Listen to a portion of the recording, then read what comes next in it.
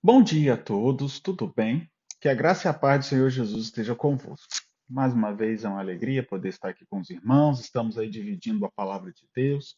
O tema de hoje tem a ver com a continuidade de ontem. Então, ontem nós falamos sobre Cristo, a pedra, Pedro, e hoje nós vamos fazer a segunda parte, porque na primeira parte a gente leu Mateus capítulo 16 e a gente leu a partir ali do verso 15, o contexto, quando Jesus ele está perguntando quem é os, para quem, para os discípulos, né? Para quem, que as pessoas falavam de quem era o Filho do Homem, no verso 13, e aí no verso 15 Jesus ele pergunta: e vocês? Quem vocês acham que eu sou?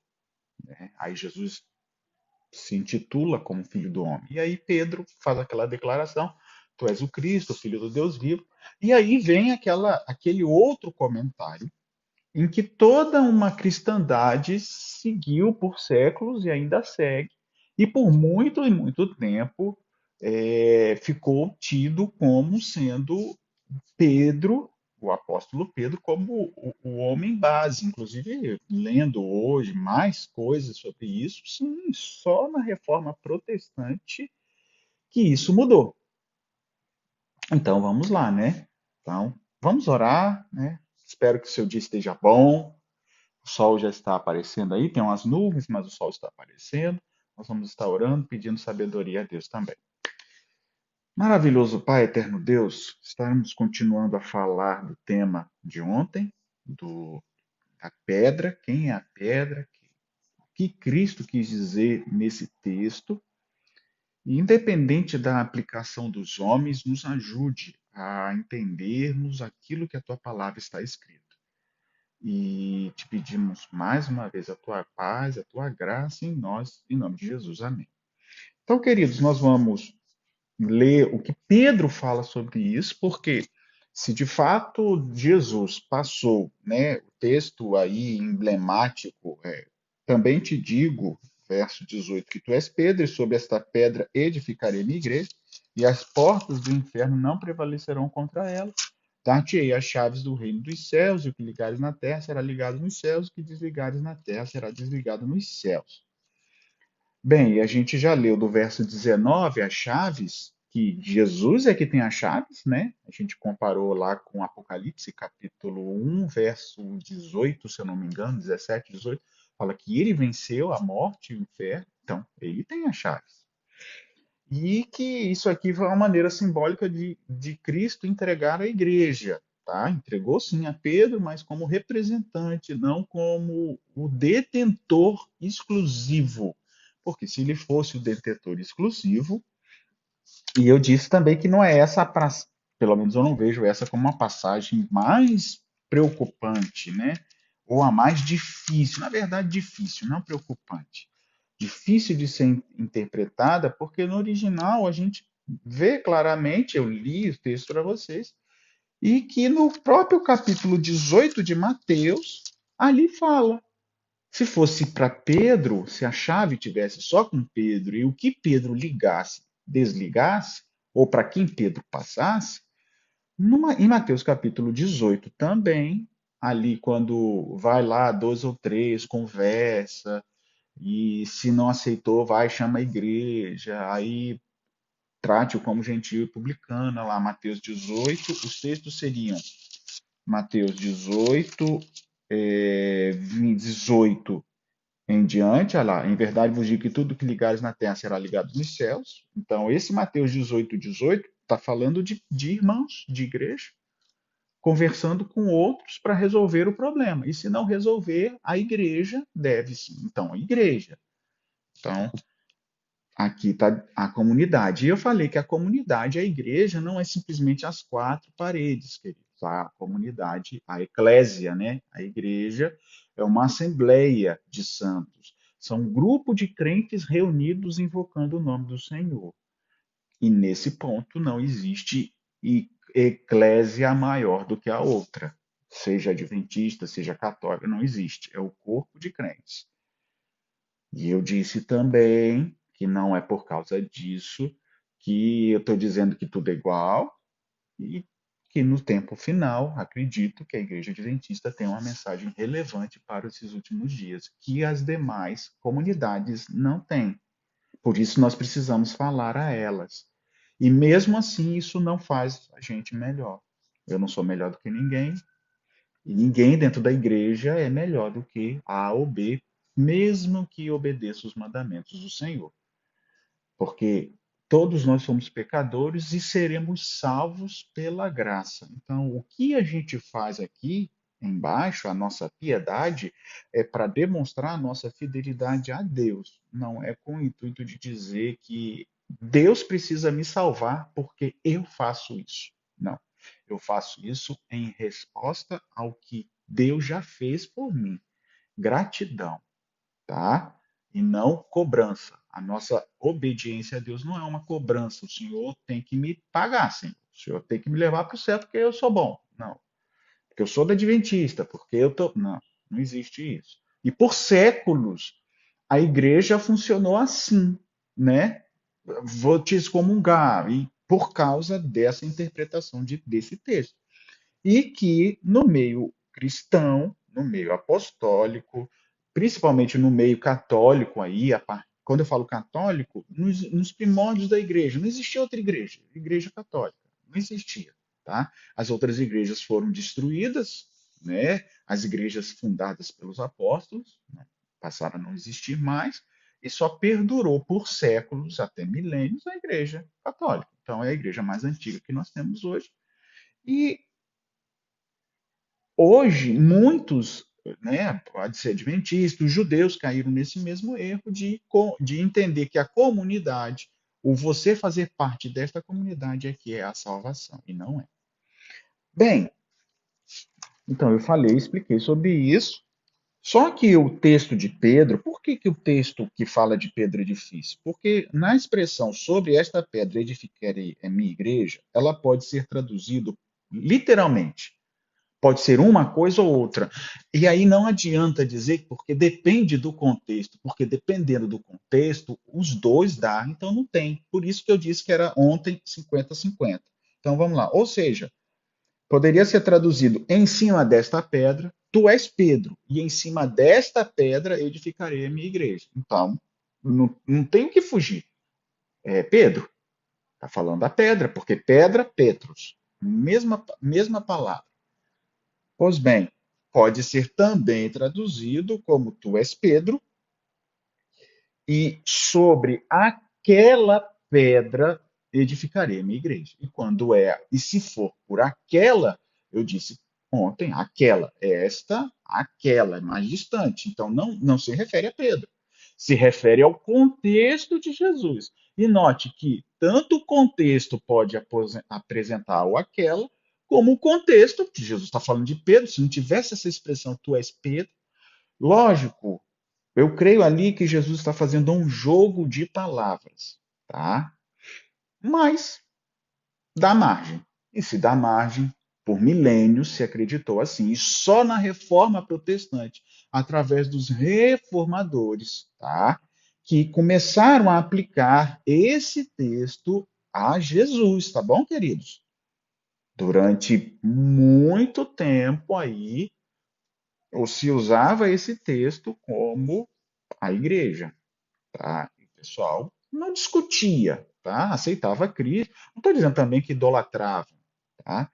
Mas não entrava em discussão. E a aplicação mesma, diferente, passou a existir a partir da reforma protestante, tá bom? Então vamos lá para o texto de Pedro, porque olha só, abra aí em 1 Pedro, capítulo 2. Porque se Jesus disse literalmente para Pedro: Pedro, é você que eu vou fundar a igreja sobre esta pedra, e se esta pedra for ele, ele precisa falar alguma coisa, porque ele está recebendo a missão mais importante da terra. Tá? Jesus foi para o céu, o Espírito Santo é Deus, está aqui conosco, mas de homens, a missão mais importante, porque vou fundar sobre você. Se eu entender ao pé da letra, então eu tenho que entender. Outra coisa que eu deixo para vocês, e eu não estou aqui para tentar tirar a fé de ninguém, acabar com a fé de ninguém, porque eu posso ser fiel na minha igreja, inclusive os nossos irmãos em Cristo católicos podem ser fiéis a Deus em Cristo, mas acreditando sim em Pedro, mas não que foi fundada por ele ou que ele detinha as chaves, porque as chaves não podem estar com pessoas, as chaves não podem estar literalmente com uma instituição, tá? Essa instituição, ela representa Deus quando ela fala de Deus, quando ela vive as coisas de Deus. Então, quando essa instituição em assembleia está ali buscando o Senhor, sim, é o contexto de Jesus. Vai até ele, vai, se não quiser, diz a igreja. Se não, risca, que riscar aqui embaixo vai ser riscado lá em cima. Agora, eu não posso simplesmente, como instituição, seja esta, ou a minha, ou qualquer outra instituição que nós fazemos parte, simplesmente nós temos o poder de Deus. O poder de Deus dado a nós é ir de fazer discípulos a todos os povos, batizando, ensinando todas as coisas que vos tenho dito. Então, como é que eu vou ensinar se eu não pratico? Eu tenho que praticar. Eu tenho que viver isso. E aí eu tenho autoridade por Deus para eu executar as coisas, como os apóstolos faziam. E eles faziam. E a Bíblia diz assim: que todos perseveravam na doutrina dos apóstolos e tinham fervor nos corações, porque os apóstolos davam um grande testemunho. Tá? Então, eu só dizer que a minha instituição detém essa chave, eu tenho que ter o poder para, de fato, para isso. Eu vivo para isso.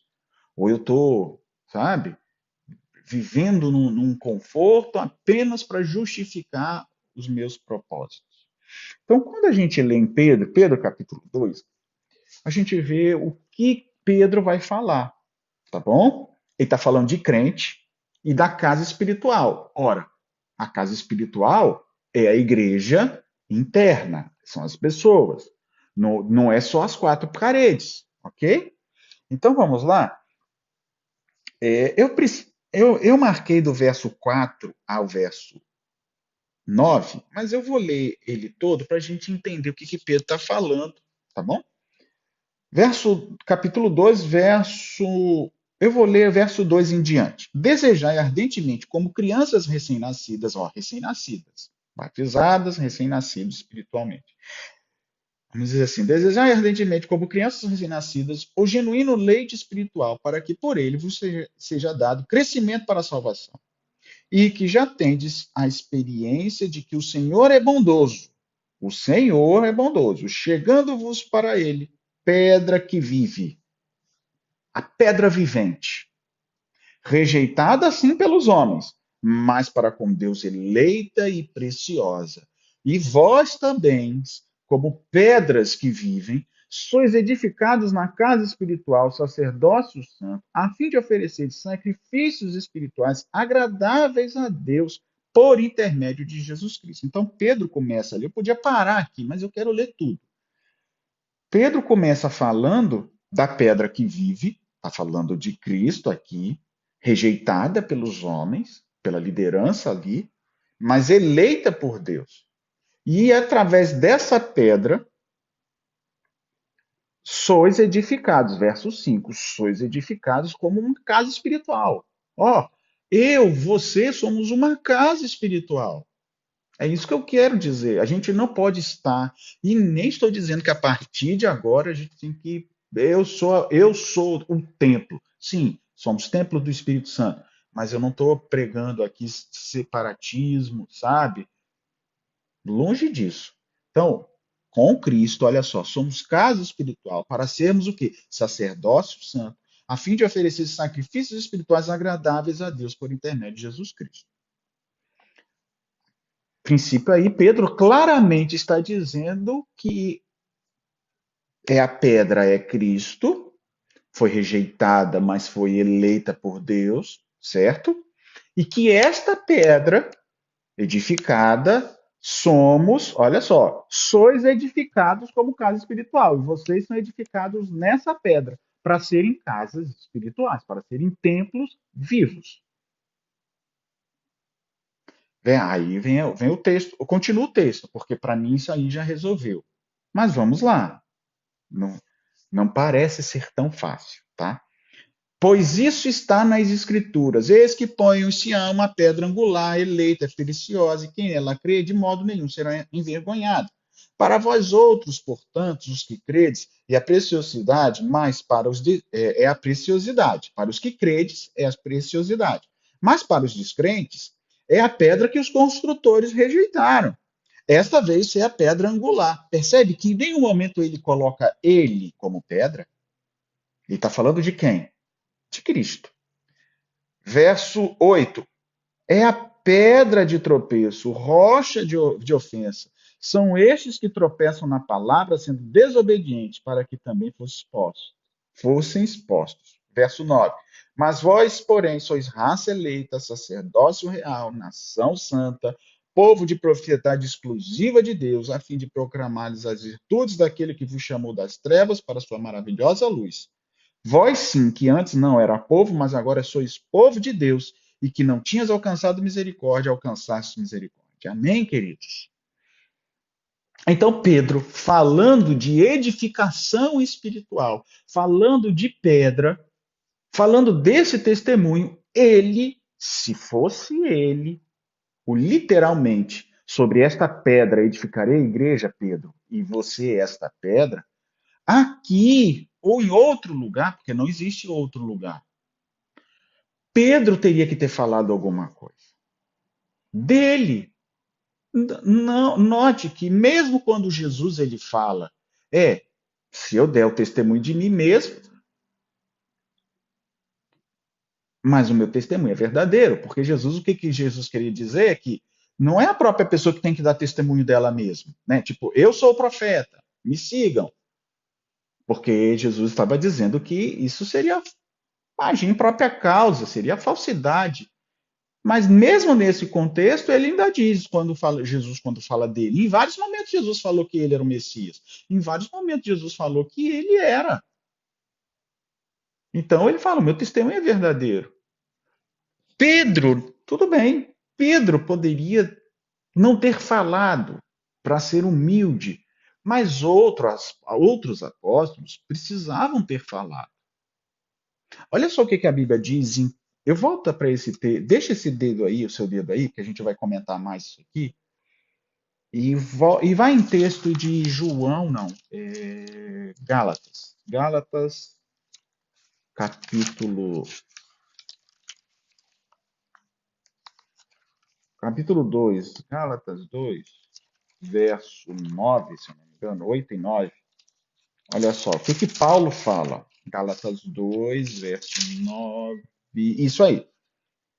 E está falando dele, né?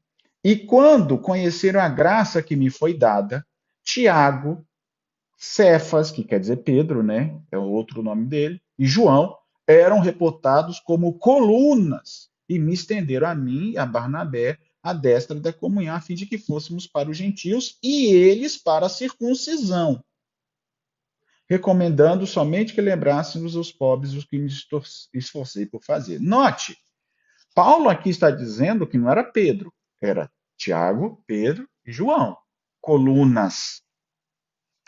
Só que, né, como colunas. E olha, o que ele diz? Eles me estenderam a mão a ele, Paulo e a Barnabé, para que fôssemos aos gentios. E com eles a circuncisão. O que é eles a circuncisão? Circuncisão aos judeus. Eu te pergunto, cadê a declaração? Não tem, assim, porque a declaração de Pedro como Pedro é dele. Não tem dele, assim, ele falando. Não tem. E os apóstolos também não. E outra, para Pedro, para Tiago e João, eles ficaram para o ministério da circuncisão. E Paulo, Barnabé, foi para a incircuncisão. Foi para os gentios, né? Eu seria um incircunciso no contexto bíblico. Eu seria como lá o Cornélio, que o centurião romano era piedoso e tal, mas naquele texto do lençol de Pedro, que eu já falei aqui, ele era gentil também. Pedro não podia ser próximo, ficar próximo. E o Senhor apareceu para ele em sonhos, mostrou o lençol. E note, queridos, uma coisa que a gente não leva em consideração, muitos não levam em consideração. É, Pedro é o pai, tá, da igreja católica romana. Pedro fundou a igreja em Roma? Não tem relato da Bíblia nisso. O que tem é que Pedro ficou com os da circuncisão. E quem foi para Roma foi Paulo. Então, note, é, a igreja que sempre existiu era a igreja católica? Sim, porque antigamente a palavra católica é universal. Os apóstolos fundavam as igrejas. Eles iam nas cidades e fundavam as igrejas. Depois, lógico, a Roma, capital do império, começou a ter crescimento em relação às demais, principalmente por causa da cidade. A cidade foi crescendo, a igreja foi crescendo. Só que aí, a partir daí, por exemplo, as 7 igrejas lá do Apocalipse, não existe mais nenhuma igreja cristã lá em Laodiceia, Filadélfia, Tiatira, Esmirna, Sardes. Então, essas igrejas, eu falei 5, né? Tem mais 2. Então, essas igrejas não existem mais. Só sobrou a igreja romana, católica, apostólica romana. A de Laodiceia foi embora, foi destruída, né? Tudo muçulmano, tudo Turquia, tudo muçulmano. Então, o que eu quero dizer? Pela história mostra que sobreviveu uma igreja por causa da capital do império. Então, hoje, a reforma veio desta igreja. Deus queria reformar a igreja. Tá lá em Apocalipse. Eu já li isso logo quando começou a pandemia, eu comecei a pregar. Então, tá lá no início, lá nos primeiros vídeos. Então, o que eu quero dizer com vocês? Que não é literalmente o apóstolo Pedro o pai da igreja. Ele foi um dos líderes, sim, mas se ele é o pai da igreja, ele é de todos, não é só de Roma. Porque ele não fundou Roma. Nem Roma ele foi pregar. Como é que ele vai fundar lá? Não tem na Bíblia, gente. Eu não estou mentindo, eu não estou querendo também desprezar ninguém. Não tem, tem. O que eu posso fazer? Não tem. Pedro não foi em Roma. Quem foi Paulo. Paulo que compareceu perante Nero. Paulo que pregou lá, foi preso, ficou um tempo. Então, Deus poderia ter usado Pedro lá? Perfeitamente. Perfeitamente. Por que Deus usou Paulo e não usou Pedro? Não sei. Quer dizer, deduzo por uma coisa: Deus vai até onde os homens aguentam. Paulo, como cidadão romano, poderia falar para os romanos. Do mesmo jeito que um judeu está nem aí para o resto do mundo, romano, ó,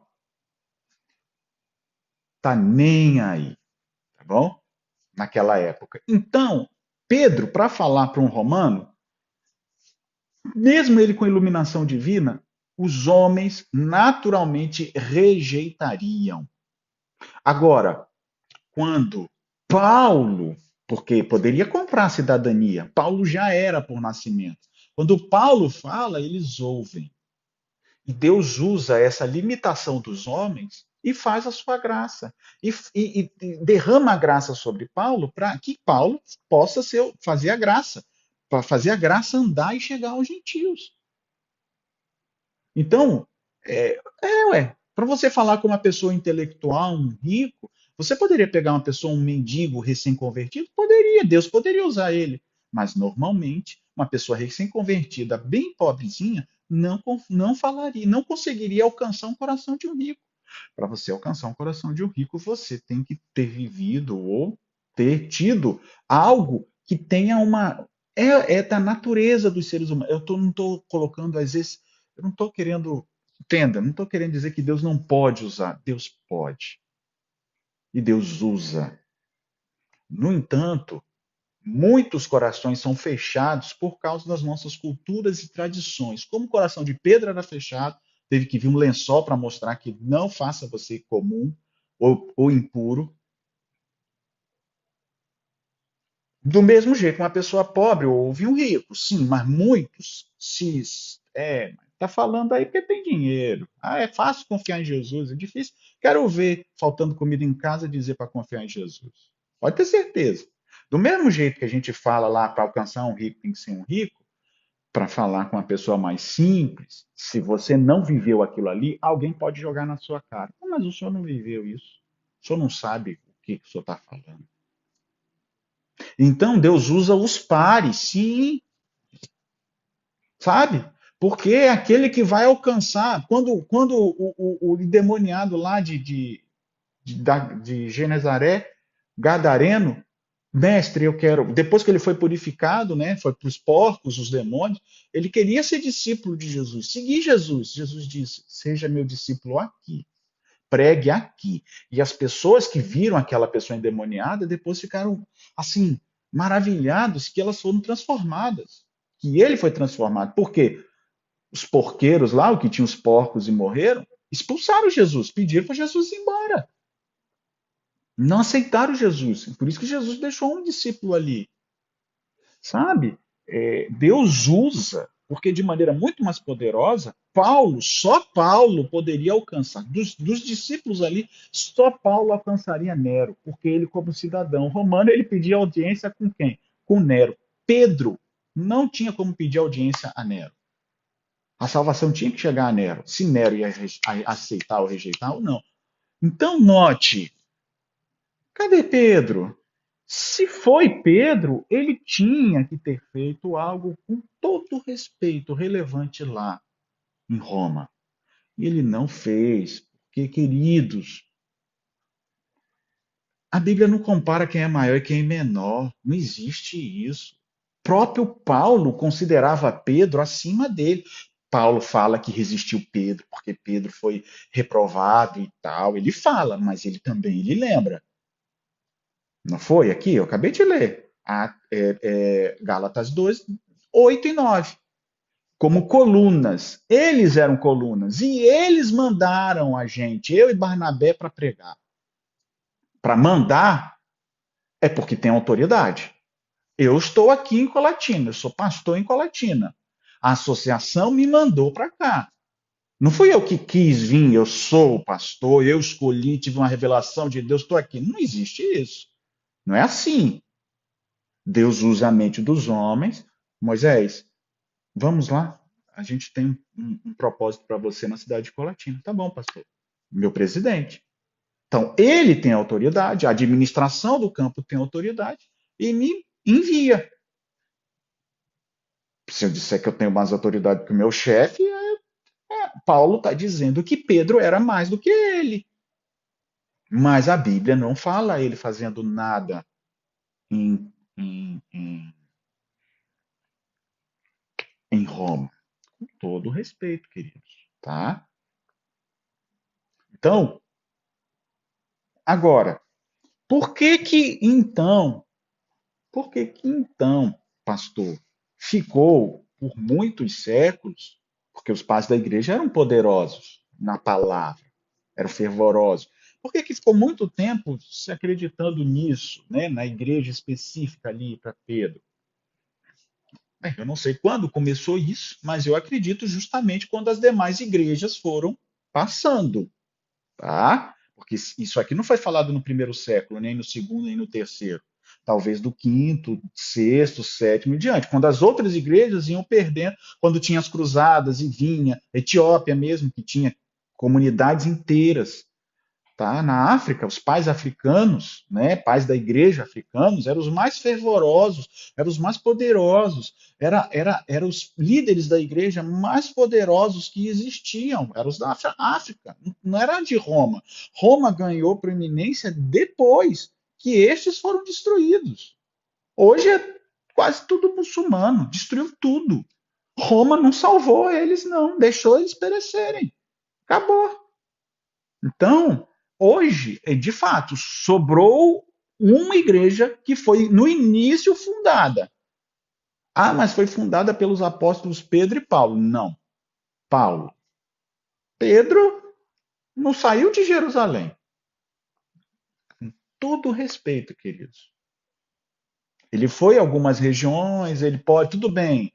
Quando eu falo não saiu de Jerusalém, não foi na capital, em Roma, tá? Ele pode ter ido em alguma parte que poderia ser romana, província romana, e falou ali, o centurião, né? Centurião era de Roma. Mas, queridos, cadê lá? Imagina eu fundar uma igreja no Rio de Janeiro, na cidade do Rio de Janeiro, sem eu ter nunca ido na cidade do Rio de Janeiro. Eu fui só no estado do Rio de Janeiro, lá em Campos, ou lá em São Fidélis, ou lá em cima, já na divisa ali com o Espírito Santo. Pedro nunca teve essa pretensão. Agora, queridos, eu entro aqui, quero ler com vocês, né, dois textos, tá? Olha só, dois textos de, de Pedro. Porque quando Pedro fala pedras edificadas, casas espirituais, ele está lendo textos do Antigo Testamento. Todo o texto de Pedro, capítulo 2, pedra de tropeço, também edificados como pedras vivas e tal, ele está lendo textos do Antigo Testamento. Então eu quero ler com vocês. Abra aí Isaías capítulo 8. Olha só. Isaías capítulo 8.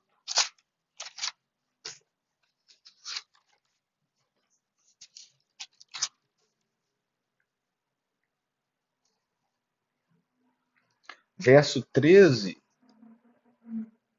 a 15 diz assim: Ao Senhor dos exércitos, a ele santificai. Seja ele o vosso temor e o vosso espanto. Ele vos será santuário. Mas será também pedra de tropeço, rocha de ofensa, as duas casas de Israel. Lá se armadilha os moradores de Jerusalém. Muito dentre eles tropeçarão, cairão, serão quebrantados, enlaçados e presos. Ou seja, o mesmo Deus que é o nosso santuário, que vai nos edificar como santuário, como casa espiritual, é o mesmo que pode ser a rocha de tropeço. Por quê? Se eu faço as coisas de Deus, ele me faz como santuário. Ó. Ele vos será santuário. Lógico. Por que é santuário de Deus? Porque faz as coisas de Deus. Agora, se eu não aceito, se eu não acredito, o que era para ser santuário passa a ser pedra de tropeço. Tá? Pedro está falando. Então, note, esse texto de Isaías aponta para ele: Pedro, tu és essa pedra e sobre ela vou edificar a minha igreja? Não é. Então, note, o que eu estou querendo dizer para vocês, queridos? Que na passagem de Mateus, se eu ler só a passagem de Mateus, não tem jeito. Eu vou acabar aceitando que é Pedro ali. Mas quando eu leio o testemunho de Pedro, falando dele mesmo, ele não está falando dele. Quando ele vai falar dele mesmo, ele fala de Cristo. Então, era para ele falar dele naquela hora. Ele está falando da casa espiritual. Ora, se Jesus edificou na rocha e a ele a rocha, então Pedro teria que ter dito: eu sou a casa, o homem rocha. Não é, é Cristo. Então Pedro está fazendo a aplicação dos textos do Antigo Testamento. É lógico que Pedro ali representa, o que eu entendo, Pedro representa a igreja. E ele, como representante da igreja, mandou Paulo para lá, mandou para outros lugares, outras pessoas.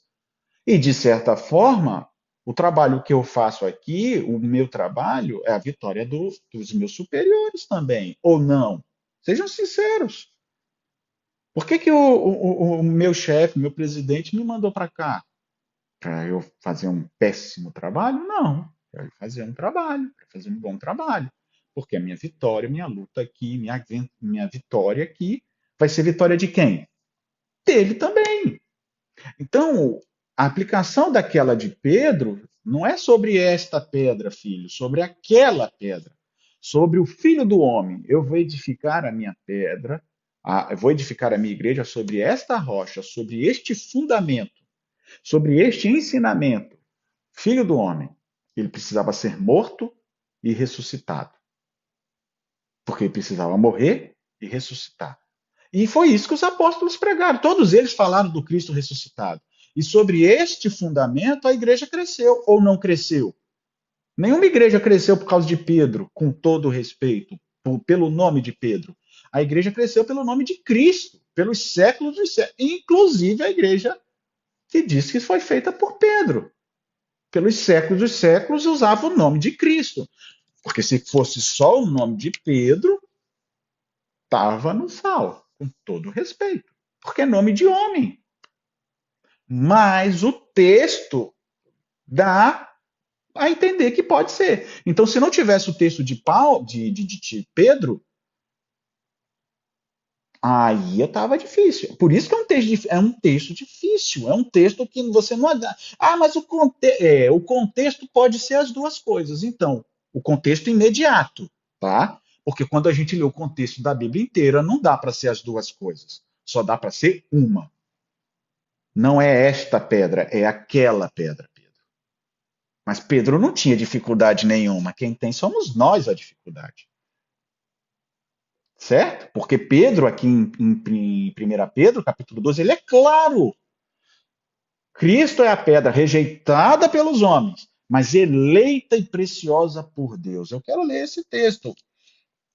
Abra aí em Salmo 118. Salmo 118. Eu só vou ler esses dois aqui. Tem mais textos, porque o discurso de Pedro fala de vários textos do Antigo Testamento. E lembre-se, naquela época eles tinham a Bíblia na cabeça mais do que a gente, tá? Então, quando eles falavam um texto, todos lembravam um contexto imediato. Por exemplo, se eu falar, o Senhor é meu pastor e nada me faltará, o que que vai vir na sua mente? O Salmo do pastor. E se você tiver o Salmo do pastor na sua mente, você vai entender todo o contexto do Salmo.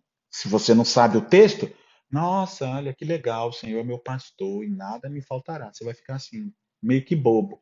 Mas se você sabe o Salmo de cor, por que eu estou falando Salmo 23? Porque é algo muito simples dos crentes aceitarem. Só que do mesmo jeito que muitos sabem o Salmo 23 de cor, o povo da época de Cristo sabia os rolos do Antigo Testamento todos, ou a grande maioria. Não sabiam como os rabinos. Os rabinos sabiam muito mais, mas eles tinham, porque eles ouviam, eles não sabiam ler, eles ouviam e gravavam. De tanto se falar, tem muita gente que nunca decorou Salmo 23 e gravou Salmo 23 de tanta gente repetir. E tem outros textos da Bíblia que você lê e não tem de cor. Tá? Então, olha, Salmo 118 diz assim, verso 20: Esta é a porta do Senhor, por ela entrarão os justos. Render-te-ei graças, porque me acudiste e foste a minha salvação. A pedra que os construtores rejeitaram, esta veio ser a pedra angular, e isto procede do Senhor, que é maravilhoso aos olhos. E o verso 26, bendito é o que vem em nome do Senhor. Tá falando de alguém que viria. Não é Pedro. Percebe que Pedro, ele aplica a Jesus. Essa é a pedra. Eu disse que eu não ia ler, mas eu vou ler mais um texto, mais um, tá? Me permitam. Lógico, né? Está sendo gravado. Não tem como alguém dizer, não pode ler, pastor, o senhor já passou demais. Isaías não, Êxodo capítulo, vamos dizer, Êxodo capítulo 19, versos 5 e 6, diz assim: Agora, pois, se diligente ouvires a minha voz e guardares a minha aliança, então sereis minha propriedade particular dentre todos os povos da terra, embora toda a terra seja minha. E vós sereis reino de sacerdote, nação santas, e estas são as palavras que falarás ao filho de Israel. Note que Pedro fala, vocês vão ser sacerdócio real, nação santa, povo adquirido por Deus. Então, nós somos a igreja. Eu e você somos a igreja. Mas essa igreja, ela é edificada sobre um fundamento, que é a pedra, que é Cristo. Note que, obviamente, esse corpo de cristãos não vai viver espalhados. Porque, tudo bem, eu sou a igreja, fulano é a igreja, ciclano é a igreja, você é a igreja, então cada um num canto. Não. Porque a base é a casa espiritual, mas com o objetivo de se congregar, assembleia de um, é? Assembleia. Assembleia de santos, sacerdotes. Do que no Antigo Testamento seria só a tribo de Levi, mas Deus está fazendo um apelo ao povo todo de Israel, para eles todos serem reinos de sacerdotes. Pedro agora faz uma aplicação para que todos no mundo inteiro façam parte desse reino de sacerdote. Então, um sacerdote aqui conhece o outro sacerdote lá, desde que sejam edificados na pedra que seja Cristo. Então, é Cristo. Então, não foi só a reforma protestante que trouxe isso. Sempre a Bíblia quis dizer isso. Ok? Pastor, então, não é difícil. Mas tem uma dificuldade nisso tudo. Esse texto de Pedro, quando fala a palavra lá, pedra, não é Petra. É uma outra palavra. É litos. E o que isso quer dizer, pastor? Bem, o que isso quer dizer? Para mim, nada. Mas, para quem se agarrar à palavra, não é Petra. Então, é uma outra pedra. Não é a pedra de Pedro. Continua sendo Pedro. Como sair disso então, pastor? Não sei se você reparou no que eu falei. O texto de Pedro, quando ele fala de Pedro, da pedra, que a pedra é Cristo, a palavra pedra está traduzido por pedra. Eu poderia ter terminado a mensagem, mas eu seria incorreto comigo mesmo, porque eu li sobre isso. Há diferença de palavras. Um é Petra e o outro é litro, litos. Tá em português pedra e pedra. Mas se eu simplesmente terminasse ali com aquela mensagem, não seria tão difícil a palavra. Mas eu disse que o texto é difícil. Agora, queridos, por que que eu entendo que quando aí eu fui procurar o que significa a palavra Petra. E eu posso dizer para vocês o seguinte, que a palavra Petra significa uma rocha, normalmente com uma fina camada de terra por cima, tá? O que seria isso? Por exemplo, textos que aparecem. Quando Jesus fala de construir a casa sobre a rocha, ele está usando essa expressão, Petra, que é a rocha que tem um pouquinho de terra. Tá? Quando os reis lá no tempo final, né, depois da gente, que essas montanhas caiam sobre nós. A gente não vê montanhas de rocha maciça, mas a gente não vê pedacinho de folha ou não sei se de árvore, mas você vê mata da rocha, ou seja, porque tem um pouquinho de terra ali. É esse tipo de rocha, tá? E, por exemplo, a boa semente, né? Quando Jesus fala da parábola do semeador e tal, e uma parte caiu sobre as pedras, sobre as rochas, é esse tipo de pedra que vem o nome de Pedro, que pode significar duro, coração duro, tá? Coração duro. E Pedro era duro. Deus teve que mudar muita coisa nele. Agora, a palavra litos, significa pedra, pedras pequenas, pedras de construção, construção. Então, olha só, era o termo que era usado, por exemplo, quando o inimigo falou para Jesus, transforma essas pedras em pães. A palavra ali é lito.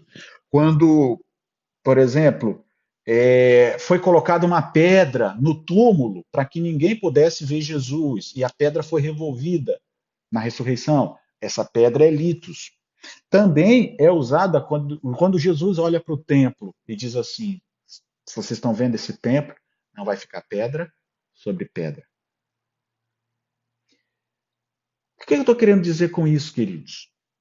Porque normalmente se usa a palavra litos, quando o objetivo é pedra que foi trabalhada, que foi construída, que foi usada para a edificação. Por isso, Pedro não está usando Petros, está usando litos. Porque é a pedra angular, é a pedra que foi usada por fundamento. Normalmente é este termo que se usa no grego. E por que então Jesus não usou litos e usou Petra para Pedro? Sabe por quê? Eu acredito, e a maioria dos teólogos também acreditam assim, porque Jesus fez um jogo de palavras ali. Jesus queria dar uma intenção, não no nome de Pedro, nem dizer que a igreja ia ser fundada nele, o homem que virou uma rocha, mas que Jesus usou um jogo de palavras, Petro, Petras, para que pudesse entrar na mente dos discípulos, que é sobre o Filho do Homem, sobre a verdade do Filho do Homem, que teria que ser pregada para ser alcançada. Sabe por quê? No próprio capítulo Mateus 15, 16, verso 20, diz assim: Então advertiu os discípulos para que ninguém dissesse ser ele um ungido. Jesus ele falou: olha, depois de toda essa revelação, não conte para ninguém que eu sou o Cristo, que eu sou o ungido, porque Pedro tinha dito: Tu és o Cristo, o Filho do Deus vivo. E Jesus disse: Não diga para ninguém. Se a gente, quando vai falar de Jesus, a gente só fala isso, como é que Jesus falou para não falar para ninguém? Sabe por quê? Porque ainda não chegou, não tinha chegado a hora de Jesus ter sido crucificado. Não era para antecipar o período dele. Por isso, Pedro, sobre esta pedra, sobre este fundamento, sobre o ser Cristo ungido, eu edificarei a minha igreja. E as portas do inferno não prevalecerão sobre ela. Mas agora, não conte para ninguém. Espera até eu morrer. E então vocês pregarão até os confins da terra. Não foi isso que aconteceu, queridos? Eu termino dizendo o seguinte: todas as nossas igrejas, todas as igrejas cristãs, todas elas, inclusive esta, que perdura pelos séculos, quando foi fundada, ela foi fundada pelos nossos apóstolos. Eles levaram a salvação. Hoje, o que temos na sociedade é o que foi, do que foi, do que foi, do que foi, do que foi, daqueles que um dia fundaram. E nenhum tinha o desejo de tomar para si a preeminência, a proeminência, porque para eles, Cristo sempre será o primeiro. Ele é o alfa e ele é o ômega. Então, seja para a igreja adventista, seja para qualquer outra igreja, inclusive a católica, quem precisa ser o alfa e o ômega é Cristo. Sempre. Vamos fazer a oração? Não sei se eu te ajudei, se você ficou triste com a mensagem, se você ficou feliz com a mensagem, compartilhe. Não estou aqui com a intenção de ofender a ninguém que acredita, não estou aqui para destruir a fé. Se não houvesse o testemunho de Pedro, realmente eu teria que acreditar que a pedra é ele, mas não é esta pedra, é aquela pedra. E não é uma pedra qualquer, é a nossa pedra da salvação, é a rocha eterna, que normalmente é traduzido por litos. E Pedro usa, Paulo usa e tantos outros usam como litos, porque é a pedra que os construtores rejeitaram. É a pedra que apresenta a construção, que foi trabalhada pelos homens. A outra é uma rocha, é um pedaço de rocha, talvez algo morto, não algo vivo. Tá bom? Feche seus olhos, vamos orar ao Senhor. Maravilhoso Deus, Pai querido. Estamos terminando a mensagem de hoje. Essas duas mensagens, tanto a de ontem quanto a de hoje, foram mais demoradas que o normal. Mas, Senhor, o que foi falado e ensinado por séculos, milênios, e somente na reforma protestante, quando se começou a ter uma compreensão diferente, não tem como falar em pouco tempo. Por isso, Senhor, nos ajude, permita que aos queridos que estão assistindo possam depois ler esses textos, meditar por si só, para que possam também compreender essa mensagem. E Pai, mesmo que o corpo de igreja ali, que o Senhor entende, são as pessoas, as casas espirituais, nós precisamos estar numa assembleia, reunidas numa assembleia, para de fato sermos as casas espirituais que o Senhor tanto deseja. Por isso, nos abençoe, nos ajude a buscar ao Senhor, nos ajude a buscar a igreja que fala a verdade para esses últimos dias e nos ajude estudando através da tua palavra. Te pedimos essas bênçãos em nome de Jesus. Amém.